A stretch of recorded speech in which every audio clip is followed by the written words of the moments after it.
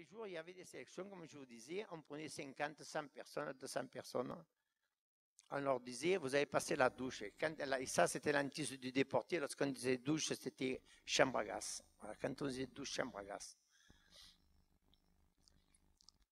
Et je suis avec mon père dans le camp, naturellement. Et un mois après, on nous sépare. Il va dans un autre bloc. Il va dans un autre bloc. Le matin, je me lève, je ne peux pas le voir, on part travailler.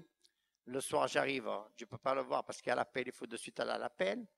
Et je le vois que le dimanche. Un dimanche matin, je suis en train de laver mon bagnard. Tous les dimanches matin, j'ai lavé mon bagnard et je le remettais trempé dessus. On ne pouvait pas faire autrement.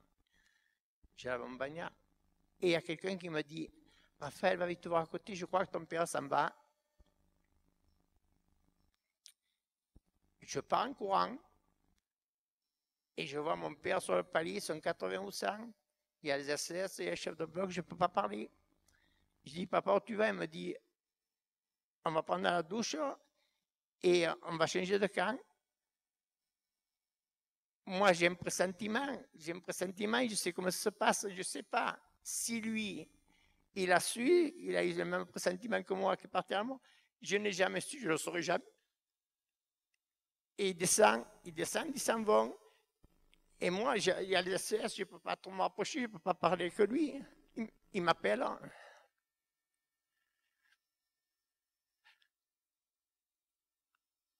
Il m'appelle, il a un morceau de pain dans la main, il le coupe en deux, il me donne un morceau de pain, papa, prends-le.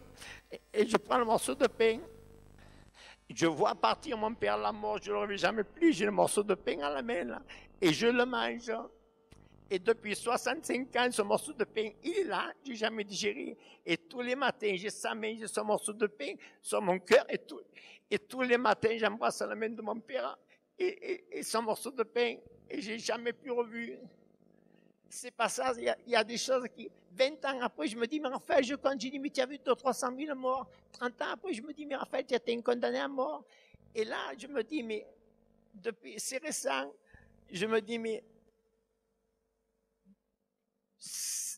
je me culpabilise, je me sens responsable de la mort de mon père. Je ne sais pas pourquoi. Pourquoi je me culpabilise? Je me sens responsable.